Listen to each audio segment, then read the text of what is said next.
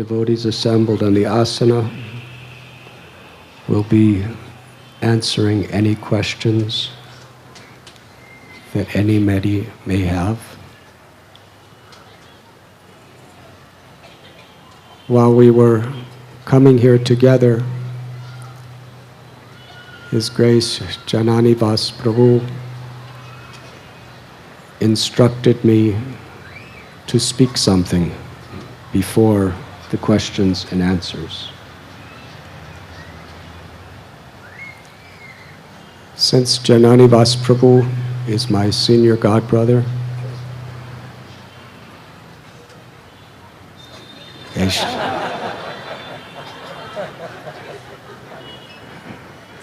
my Shiksha Guru, and this is not an exaggeration. When I was a pujari in New Vrindavan in the mid-1970s, Srila Prabhupada sent us 2 shalagram shilas to worship and gave very simple instructions how to worship them. Bathe them with rose-scented water, draw a face with gopi chandan, offer sandalwood pulp and tulsi leaves. Then he added first class shalagram worship means tulsi leaves. And you could offer them a dhoti, a chadar, a crown, and a flute. And for further guidance, you should consult Jananivas, who is the pujari in Sri Mayapur Dham. For years after that, we were communicating through mail, not email, postal mail. And he was giving me so many wonderful instructions. And everything he ever told me, I tried my heartfelt best to follow. And through that experience, I gained great faith that if I simply follow the instructions of Jananivas Prabhu, I will be protected. And Prabhupada will always be with me. So today he has instructed me to speak something.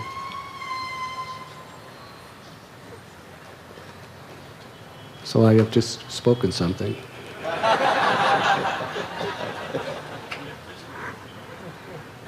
But I want to satisfy him. Today is the disappearance day of Sripad Madhvacharya, one of the great spiritual masters. In fact, our sampradaya is named after him, the Brahma Madhva Gaudiya Sampradaya.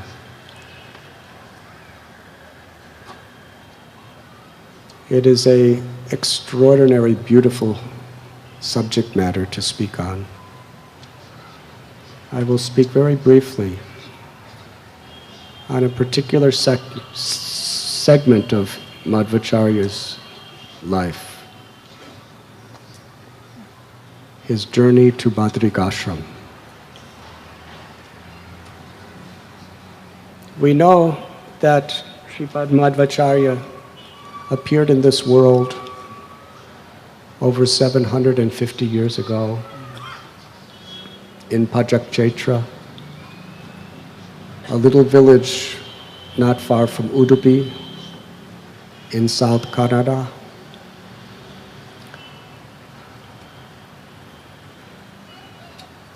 He was the son of Madhya Geha Bhatt.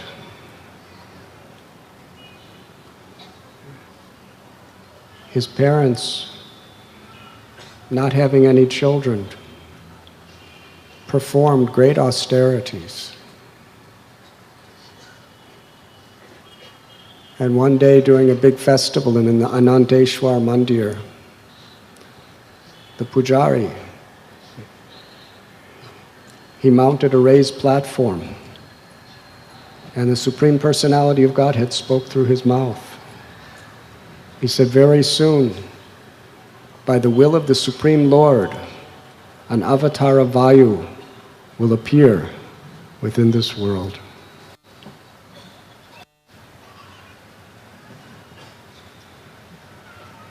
Madhvacharya is said to be an incarnation of Vayu, Bhima, and Hanuman. And at different times he displayed the attributes of all three of these exalted personalities. From his earliest childhood, he performed supernatural powers and was so learned in the scriptures. It was simply inconceivable to anyone who witnessed him.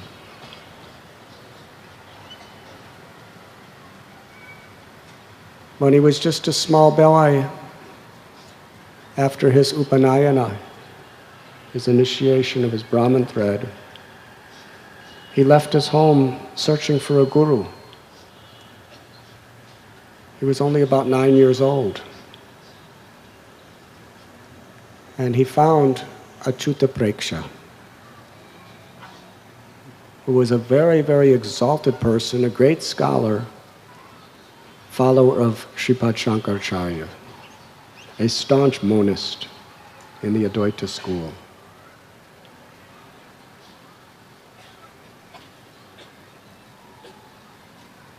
Madhva became, his name was then Vasudev, became his favorite pupil.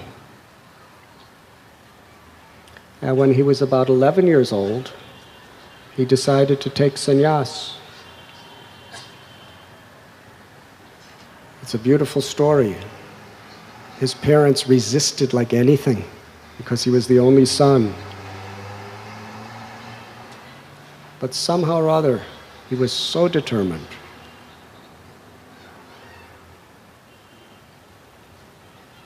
He just went to live in his guru's ashram. They went on a pilgrimage. His father chased after them to bring the father back home. Little 11-year-old Vasudev said to his father, who was a great Brahmin scholar, I'm taking sannyas. He said, you cannot take sannyas. I will never give permission for you to take sannyas. But he was so determined, ultimately his father fell at his feet, begging him to come home. And Vasudev said, just see, it is a prophecy. A father will never bow down to a son unless the son is a sannyasi. And he tore a piece of his cloth and made it into a kopan and put it on like a sannyasi. But his mother and father begged him and pleaded him, you are our only son. He said, all right, if you have another son, you will let me take sannyas? So by his powers, his mother had another son, but they still wouldn't let him take sannyas. Finally, he said, if you don't give me your permission to take sannyas, you will never see my face again as long as you live. If you let me take sannyas, I'll come and visit you from time to time. That is your two choices. They gave their blessings. He was 12 years old in the Anandeshwar temple in Udupi when Achyuta Preksha gave him his danda and his saffron kopan, shaved his head. And the whole area, they had never seen such an effulgent sight as this little boy who looked like he was glowing with spiritual energy, with the determination of a sannyasi. And he went on a tour of South India, and he converted the greatest scholars of the Mayavad school, the Jain school, and various atheistic schools of the six philosophies or the Siddhantas of tradition. Even the leader of the Sringeri Math challenged him to a debate and was defeated by Sripad Madhvacharya. At the time of taking sannyas, he was given the name Purna Pragya Tirtha, and his guru also, because of his great scholarship and his victory in all directions, he was given the name Ananda Tirtha. And he preached to his guru to give up the Advaitavad and accept the Dvaitavad philosophy. His spiritual master was very influenced by what his disciple was preaching. And he loved him more than anyone on earth. But he was so deeply rooted for so many years in Shankara's philosophy. He felt unless there is a commentary on the Vedanta Sutra to establish your principles, how will it really be accepted?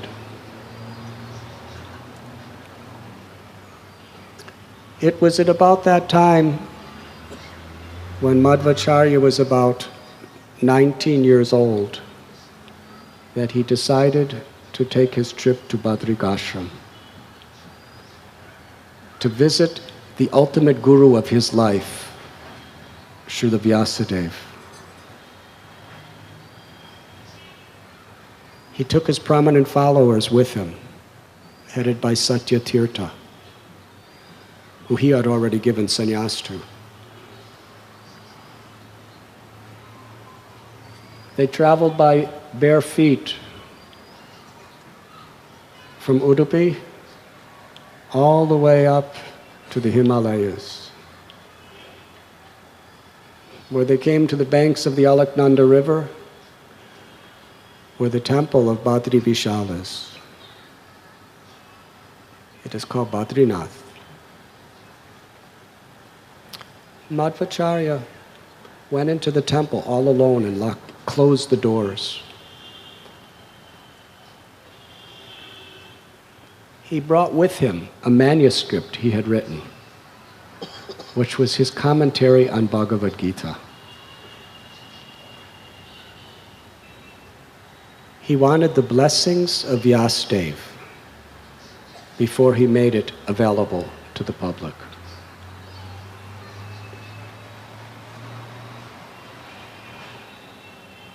He fasted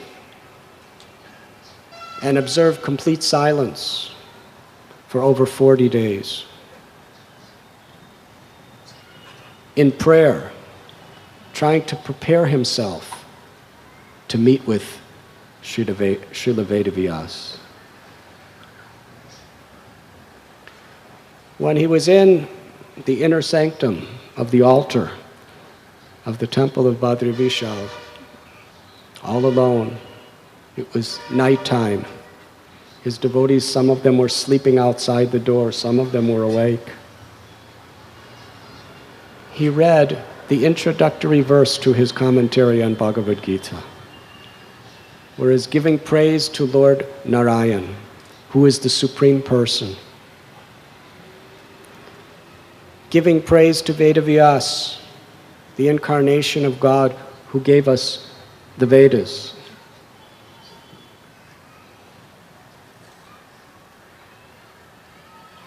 And then expressed that I am presenting, with the grace of these great personalities, a very small commentary of Bhagavad Gita. When he presented that, a resounding sound came from the deity, giving full blessings for his commentary and for his search to find Vedavyas. And all of his followers outside could hear that. Now Vyasadeva was living in a place called Adibadri, which is inaccessible to any human being. Way, way, way into the peaks of the Himalayas, where there is no roads, only mountain peaks of snow.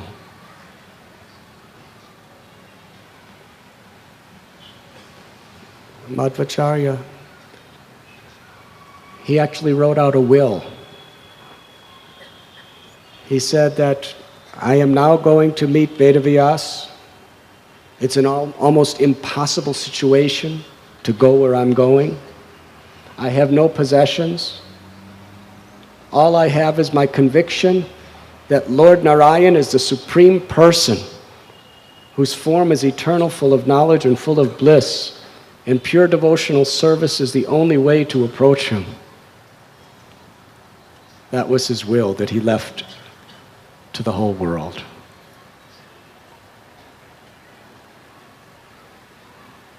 And then he said, if I am not able to come back alive from this journey,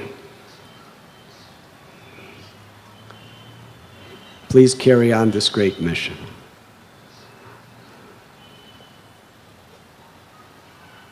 He told his followers that no one should dare to come with him. But one devotee named Satyatirtha was inseparable from Madhvacharya. He insisted, I will come with you. And he just followed him. Sripad Madhvacharya began at sunrise and walked so fast, without stopping, without eating, without saying anything. He just walked. And Satyatirtha was running after him and running and running and running. And by the time the sunset came, Sripad Madhvacharya was showing absolutely no fatigue. He was absolutely enthusiastic and full of energy. And poor Satyatirtha was totally exhausted, practically on the verge of death. But what could he do? He would never be able to walk all the way back to where the other devotees were, and he couldn't continue forward. Sripad Madhvacharya looked back at him, and with a wave of his hand, a breeze came and took him right back to the temple of Badrinath to be amongst his god brothers. And Madhvacharya continued the journey. After days and days and days of walking, where no man has ever gone, he came within these snow-covered Himalayan peaks upon a heavenly abode where the river Saraswati flowed, and there were wonderful trees. In fact, there was a Badri tree, and under it sat the worshipable Lord of his life, Vyasadeva, surrounded by the most learned great rishis from all over the universe, studying the scriptures from him. Sripad Madhvacharya was experiencing the highest ecstasy of his life, to be in the presence of his guru. He fell prostrate at Vyasadeva's feet and surrendered his life and his soul. It was there that Vyasadeva blessed him to distribute his commentary on Bhagavad Gita. For many days he sat at his guru's feet, absorbing the nectar of his every word. Vyasadeva then instructed him to write a commentary on the Vedanta Sutras, and told him that he would speak through him, he would empower him in every way to establish his Siddhanta, or the conclusions of these truths.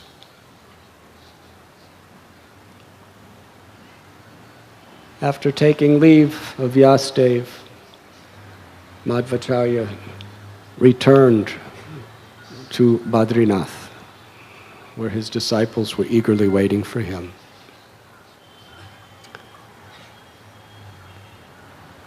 On the way down from the Himalayas, with Vyasadev's blessing, he simply began to speak his commentary on the Brahma Sutras. And as he spoke, Satyatirtha wrote down everything he spoke.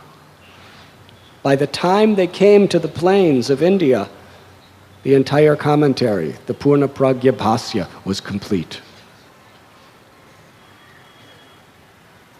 And Satyatirtha even made copies of it. The first copy was sent to Achyuta Preksha.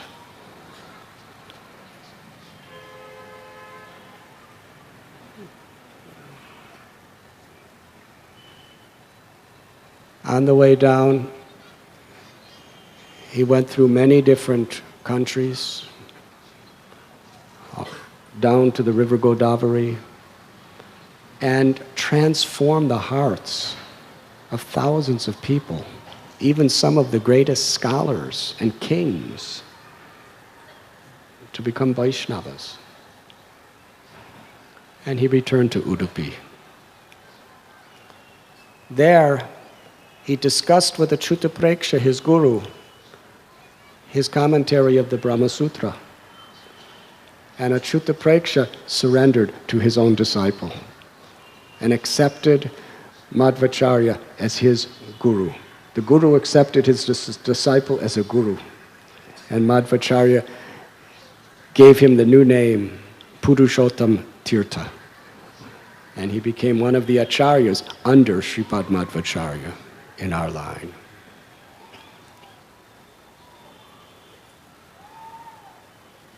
While in Udupi, one day, Sripad Madhvacharya, early in the morning, he felt a great inspiration that on this day I will see my Lord Krishna. He began to compose with beautiful music the Dvadasa Stotram, wonderful prayers glorifying Sri Krishna. He was walking to the seashore to take his morning bath. When he came to the seashore, he sat on the sand. The sun was rising. He continued composing these beautiful verses, singing them in Sankirtan, meditating on Krishna, anticipating his arrival. Just at that time, a boat was coming from Dwarka, which was owned by a merchant. He was carrying great wealth of merchandise to be sold. A windstorm took place. The waves were smashing against the boat. The boat got caught in a sandbar. It was on the verge of just toppling over. It was a hopeless situation. The seamen were trying with all their powers to rescue, but it appeared that everything was finished. Then they saw the effulgent form of Madhvacharya sitting on the sand, and he took his chadar and just waved it. Immediately, the storm ended and the boat came right to the shore. He saved their lives and all their property. The merchant offered Madhvacharya anything that was on his boat, immense wealth. Madhvacharya said, I have no concern for material wealth. But you're coming from Dwarka? Perhaps you have Gopi Chandan for tilak. You can give me some Gopi Chandan. Now he put Gopi Chandan on the boat only for the purpose of balancing the boat from all the expensive things that he had. He came off with several big blocks of gopi chandan. Several men had to carry it. And when they carried that block, on Madhvacharya's instruction, they carried that block back to Udupi, where it opened up and the form of Udupi Krishna emerged. They bathed the deity in Madhvasarovar.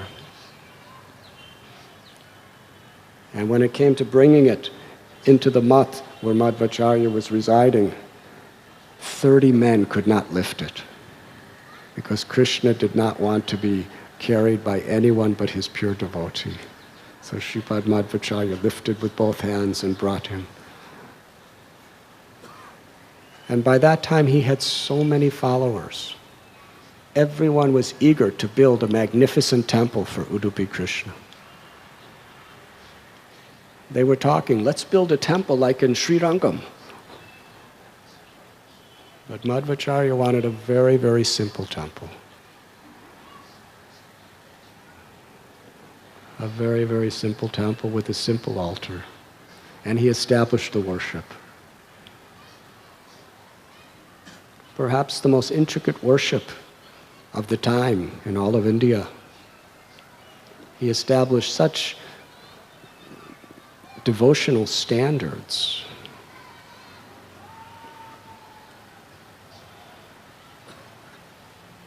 And so that for centuries to come, the deity would never be neglected. He gave 8 of his senior-most disciples sannyas and taught each one of them exactly how to worship the deity. Practically from the Brahma Muhurta hour till night, at every moment there was something that was to be done in the service of the deity of Udupi Krishna.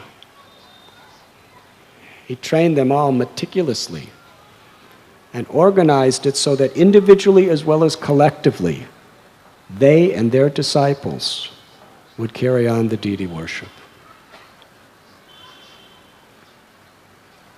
He organized that there would be, in each mat of the 8 mats, there would be a senior sannyasi who was the guru of the whole mat and a junior sannyasi who was a successor. And no one but those 2 could ever, for all time to come, touch the deity.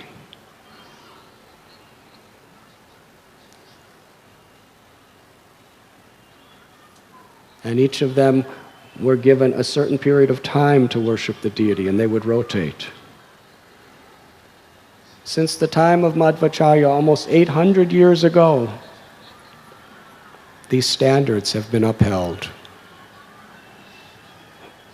Only one of these 2 sannyasis of the 8 mats, now there's 12 mats, have ever physically touched the deity of Udupi Krishna to perform the worship. And now I believe it's, every 16 years they get a chance to worship the deity, each mat. And for the 14 years they're not worshiping the deity, their whole lives practically are just preparing the funds, the facilities, and the arrangements for when they get that opportunity. It's a very festive, wonderful, wonderful temple environment. It was at that time that Sripad Madhvacharya, his own heart's deep desire was to return to see Vyasadeva in Badrikashram. So now he had many senior sannyasi disciples and others, and they all traveled with him, again by foot, from South India, Parasuram Kshetra, all the way up to Badrinath.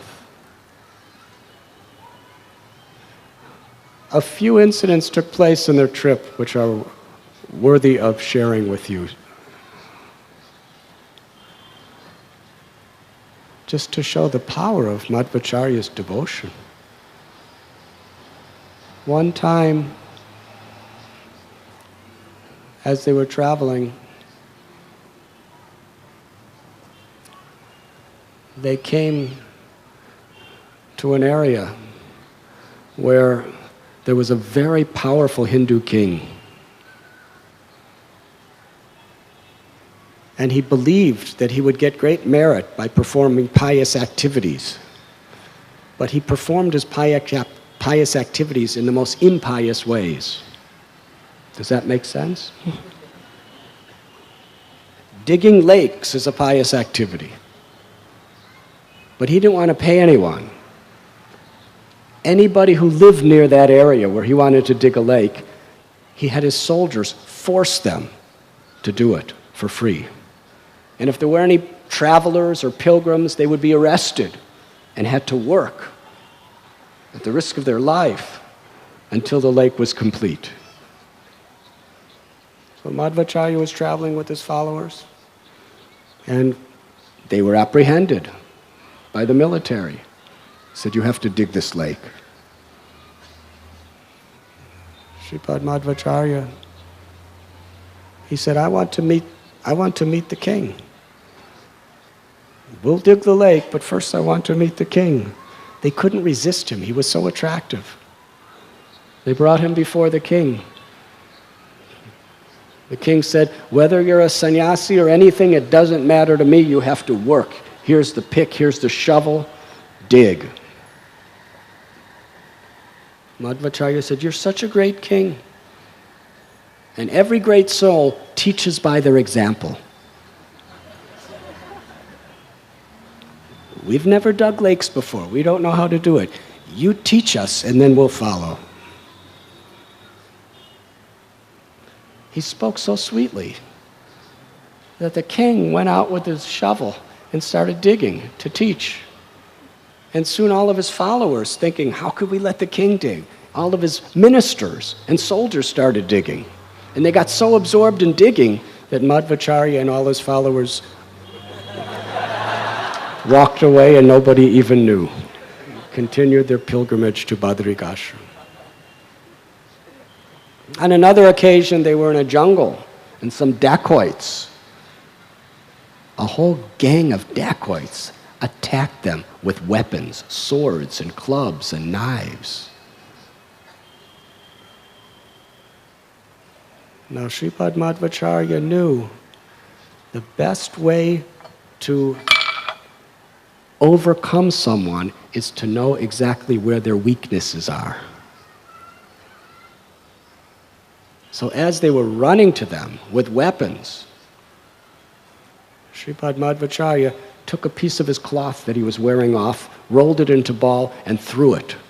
And by his mystic powers, to all the dacoits, it looked like a big ball of gold.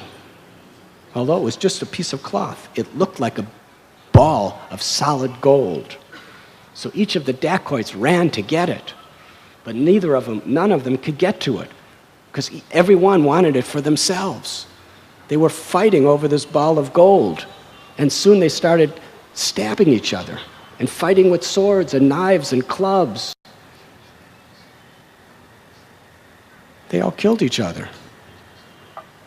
And then Madhvacharya picked up his cloth and put it back around his neck and carried on with his journey. Now there is a purport to this. This is the nature of greed. Sometimes a family or friends or a society or even religious people, they could be very united for a common cause. But due to greed, due to selfishness, they become enemies and even try to destroy each other. We see families, when they're basically poor, they live together and work together very nicely. But when a lot of wealth comes, oftentimes all the children end up either fighting with swords or fighting in courts over who gets the wealth. Most of the wars in this world are fought over land. Land means wealth.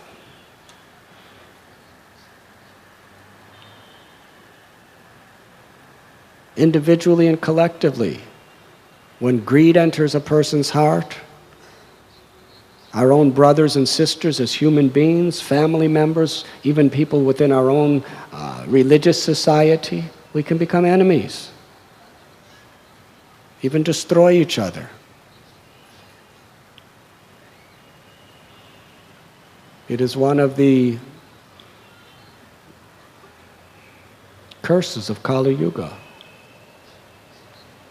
Kali, or quarrel and hypocrisy, resides wherever there's illicit sex, intoxication, gambling, and meat eating. Sripad Madhvacharya, again alone, traveled by foot to Adi Badri, where again he fell at the feet of Srila Vedavyas. Vyasadeva embraced him with such love, so proud of his disciple.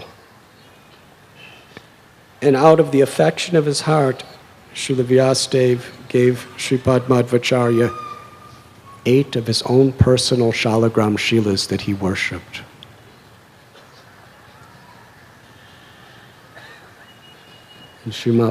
And also instructed Madhvacharya to write a commentary on the Mahabharata. With the blessings of his Gurudev, he descended again down and compiled his commentary of Mahabharata and gave one of each of those Shalagram Shilas to each of his 8 mats, which they are worshipped even to this day. Many things took place in his return trip to Udupi. I'll just note one, and then we will have the pleasure of asking questions to these great souls on the asana. They came to Kurukshetra. Sripad Madhvacharya was telling his devotees all the intimate pastimes of Bhima.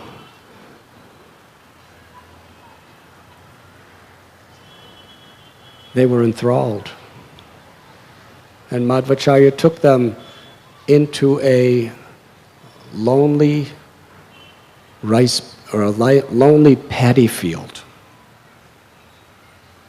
Just an agricultural field, nothing and no one anywhere around. The devotees didn't know what their guru was doing. Then he started digging in the ground. They were really bewildered. What's happening? In this out-of-the-way place, Gurudev is digging in the ground until he pulled out from the ground Bhima's club that he defeated the Kurus with, and explained to them exactly the glories of this club and how it not only destroyed the sons of Dhritarashtra, but it practically pulverized gigantic elephants. Then he put it back in the ground and buried it, and it has never again been seen to this day.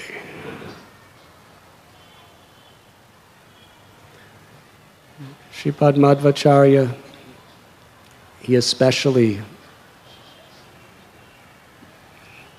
defeated the misconceptions of Mayavad philosophy by establishing, through logic, reason, philosophy, science, and scriptural support, that the Supreme Absolute Truth is ultimately a person. And the only way to approach him is through devotion.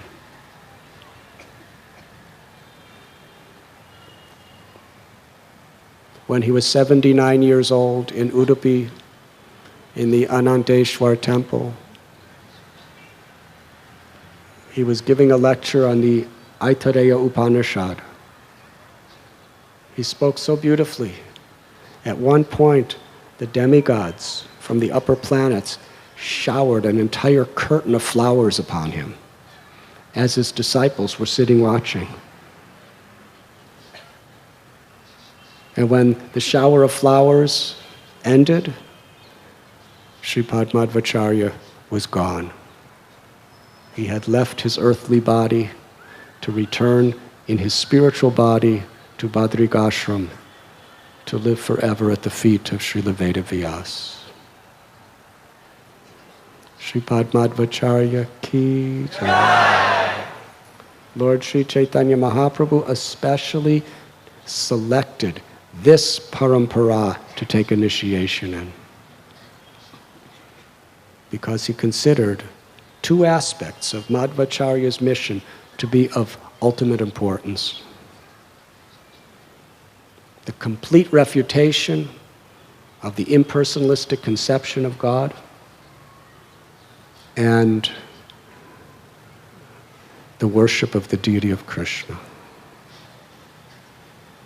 And on this basis, Lord Chaitanya spread his Harinam Sankirtan movement from Sri Mayapur Dham.